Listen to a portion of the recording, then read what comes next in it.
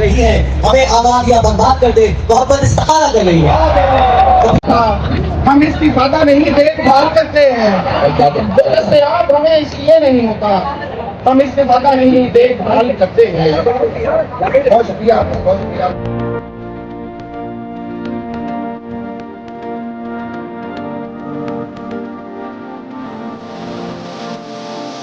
हम कोशिश करते हैं कि जितना हो सके इल्मी काम को आगे बढ़ाएं। जिस कौम में इल्म नहीं होगा वो कौम आगे बढ़ नहीं सकती। ये तो हमारा सारी ज़िंदगी हमने देखा, पूरी दुनिया देख ली, लेकिन ये हो ही नहीं सकता कि इल्म ना हो और कौम आगे बढ़ जाए।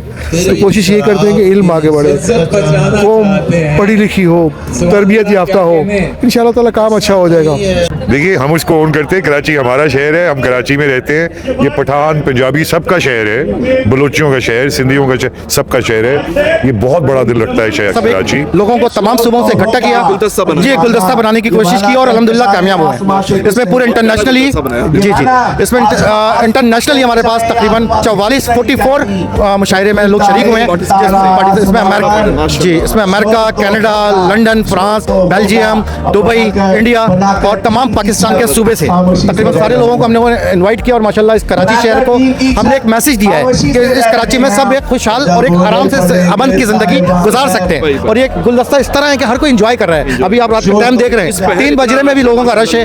ये धूप को साइबान कहते हैं, धूप को साइबान कहते हैं, दर्द को मेहरबान कहते हैं, जो दिलों को करीब लाती है, जो दिलों को करीब लाती है उसको उर्दू ज़बान कहते हैं, जो दिलों को करीब लाती है उसको उर्दू ज़बान कहते हैं। चूँकि इसकी अहमियत बहुत ज़्यादा है और मशायरे चूँकि एक तहज़ीब को उसको रिप्रेजेंट करते हैं, उसकी नुमाइंदगी करते हैं। हमारी जो तहज़ीब है, रिवायती तहज़ीब है हमारी, सकाफ़त बिल्कुल उस ज़बान। और ख़ास तौर पे उर्दू के लिए मैं इसमें सरगर्म भी हूँ कि उर्दू पे बहुत ज़्यादा जोर दिया जाए, क्योंकि हमारे बच्चों में इस चीज़ की बड़ी कमी है। और मैं अपने बच्चों को इसीलिए लेके आई हूँ कि इन महफिलों का इनेकाद होना चाहिए और इनको उर्दू ज़बान का मालूम होना चाहिए बिल्कुल, क्योंकि हमारा इंग्लिश कॉम्प्लेक्स बन चुका है।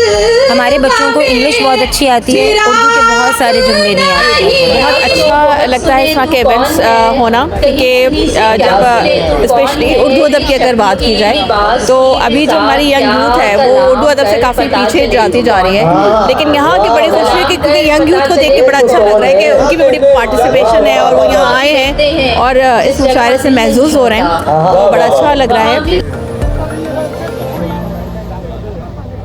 हालांकि उर्दू ज़बान इतनी खूबसूरत ज़बान है और इतनी खूबसूरत ज़बान है, कानों को अच्छी लगती है, भली लगती है, माशाल्लाह लगती है। सो हमने उसको मिस कर दिया है। हमारा मुल्क जो है देखा जाए तो बहुत ज़्यादा तरक्की याफ्ता लगता है, मगर जब अंदर से देखें तो खोखला होता चला जा रहा है।